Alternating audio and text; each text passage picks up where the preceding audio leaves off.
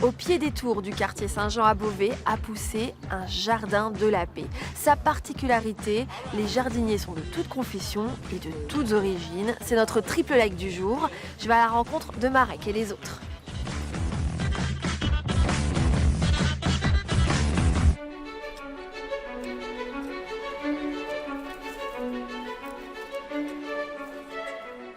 Tous les mardis matins, juifs, musulmans, catholiques, athées, protestants sèment les graines de la tolérance. C'est notre premier like.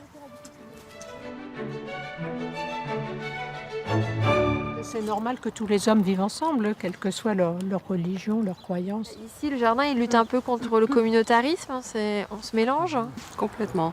Il y a des femmes qui viennent avec le voile, mais ça ne nous dérange pas plus que ça. Hein, voilà. La plupart, on a une foi en un Dieu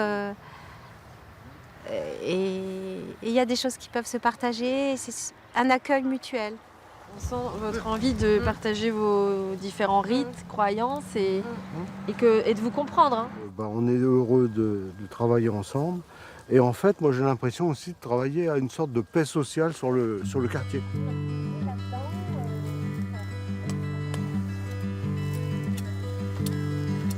Ils luttent contre le communautarisme, alors ils cultivent entre adultes, mais aussi avec les jeunes du quartier pour leur montrer l'exemple à suivre. C'est notre deuxième like.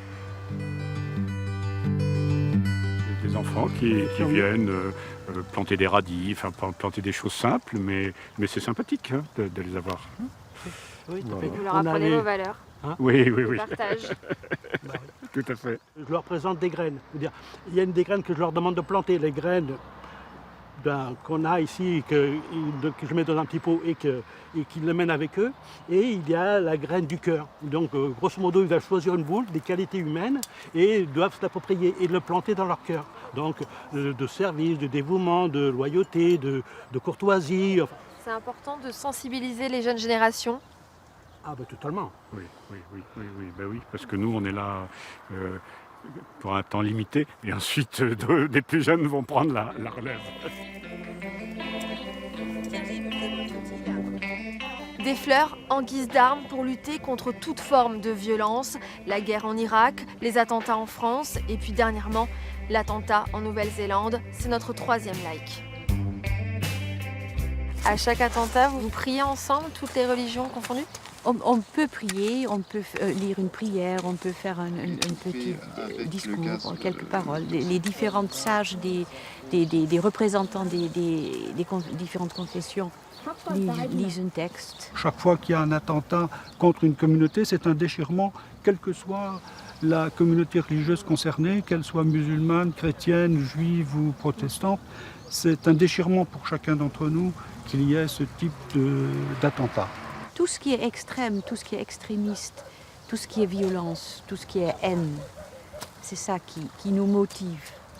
Parce que ce qu'on voudrait, c'est pouvoir vivre ensemble en paix. Si vous cherchez un havre de paix, le jardin est ouvert toute l'année. Vous serez bien reçus, je vous le promets. Alors qu'est-ce que vous buvez ? C'est du thé à la menthe. C'est la menthe du jardin de la paix. Salam. Salut.